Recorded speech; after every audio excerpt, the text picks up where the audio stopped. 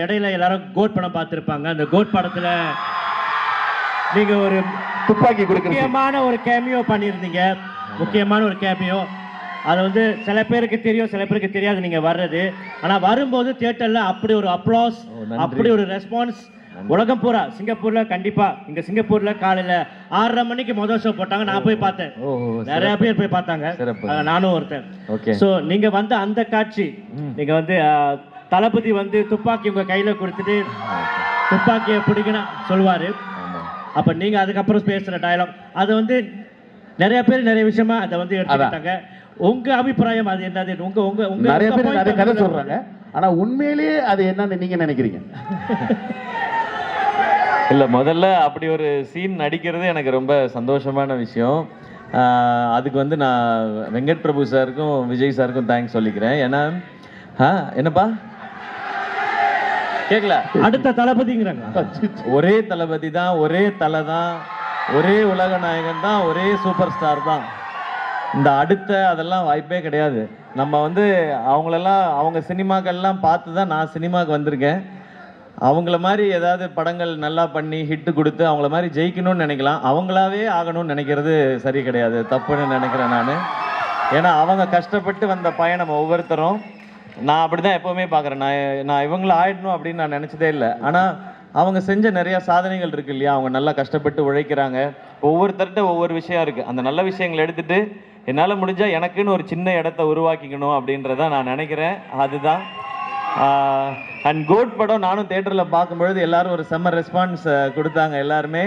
எனக்கு ரொம்ப மகிழ்ச்சி. ஏன்னா நானும் உங்களை மாதிரி ஒருத்தர் தான். நான் ஊரில் வந்து தேட்டருக்கு போய் டிக்கெட் கிடைக்காம எங்கேயாவது தேடி கண்டுபிடிச்சி, நான் போக்கிரி படத்துக்கு டிக்கெட் கிடைக்காம சுற்றி தேடி வாங்கி அப்படி பார்த்தேன். நான் வந்து விஜய் சார் படத்துலேயே ஒரு கேமியோ வருதுன்றதை விட வாழ்க்கையில் ஒரு சந்தோஷமான விஷயம் இருக்க முடியாது. அண்ட் இன்னொரு முக்கியமான விஷயம், ராஜ்குமார் பெரியசாமி சார் வந்து ஏஆர் முருகதாஸ் சாரோட அசோசியேட். இவர் வந்து துப்பாக்கி படத்தில் வேலை செஞ்சார், இவர் ஒர்க் பண்ணார். இவர்கிட்ட தான் நான் துப்பாக்கி படத்துக்கு டிக்கெட் வாங்கினேன். இவர் அந்த படத்தில் ஒர்க் பண்ணதுனால எனக்கு டிக்கெட் கொடுங்க, டிக்கெட் கிடைக்க மாட்டேதுன்னு சொல்லி நாங்கள் டிக்கெட் வாங்கி அந்த படம் பார்த்தோம். ஸோ அதை பார்த்துட்டு அவங்க படத்துலேயும் நம்ம கேமியோ வாய்ப்பு வருதுன்றதை விட சந்தோஷம் என்ன இருக்க முடியும்? மக்கள் உங்கள் எல்லாருக்கும் நன்றி, கடவுளுக்கு நன்றி. இந்த இடத்த சின்சியராக எடுத்துக்கிட்டு இன்னும் நல்லா உழைச்சி நல்ல விஷயங்கள் பண்ணணும்னு நினைப்பேன். நிச்சயமாக அவங்கள ஆயிடணும், அடுத்து நான் தான்றதை நான் நிச்சயமாக சொல்லவே மாட்டேன், அதை ஒத்துக்கவும் மாட்டேன். நன்றி. கேப்டன் அவர்களா? கேப்டன் ஆக்சுவலாக நீங்கள் கீர்த்தி சுரேஷ் இருக்காங்க. அவரு ஓகே, அவர் எது சொன்னாலும் நான் கேட்டுக்கிறேன். ஒரு வெளியூருக்கு போனீங்கன்னா எந்த ஊருக்கு போவீங்க? உங்களுக்கு ரொம்ப பிடித்த ஊர்? சில பேர் கனடாவுக்கு போவாங்க, யூஎஸ்க்கு போவாங்க. நீங்க எங்க போவீங்க? நான் கண்டினியூஸா ஷூட் இருந்ததுன்னா முடிச்சுட்டு ஒரு வாரம் வீட்லயே இருக்கணும்னு தான் நினைப்பேன் நான். ஸோ அதன் டிராவல் பண்ணி போய் சுற்றி நான் வெளிநாடுகள்லாம் போனால் கொஞ்சம் நான் தான் இப்போ சொன்னேன், இத்தனை வாட்டி சிங்கப்பூர் வந்திருக்கேன், என்ன முழுசாக சுற்றி பார்க்கலான்னு சொல்கிறேன். கொஞ்சம் சோம்பேறி நான். வெளிநாட்டுக்கெல்லாம் வந்தால் நல்லா சாப்பிட்டு எங்கே நல்ல சாப்பாடு கிடைக்குமோ அதை போய் தேடி சாப்பிட்டு தூங்குறது எனக்கு ரொம்ப பிடிக்கும்.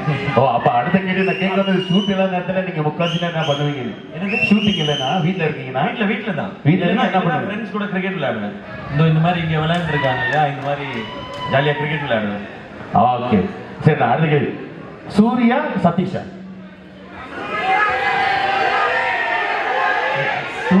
சதீஷ் ரெண்டு பேரும் நம்ம நண்பர். ஒருத்தர் அண்ணன், ஒருத்தர் ஃப்ரெண்டு. எப்படி விட்டு கொடுக்க முடியாது? ரெண்டு பேர்ல வராங்க. அவங்களுக்கு யாரோ பிடிக்குதுன்னு கேட்பேன். நானே கேட்டேன் யாரு? அப்ப அதான் பதில். உங்க பதில் முக்காசி நீங்க கொடுக்கல, அவங்க கொடுத்துட்டு இருக்காங்க. இல்ல புரியலையே. நான் இப்ப இந்த இதுக்கெல்லாம் பதில் சொல்லிட்டு நான் ஊருக்கு போவா இல்ல இங்கே இருந்துக்குவா? இப்ப நீங்க உட்காருங்க சார். கடவுள் உங்க முன்னாடி வராரு இப்ப.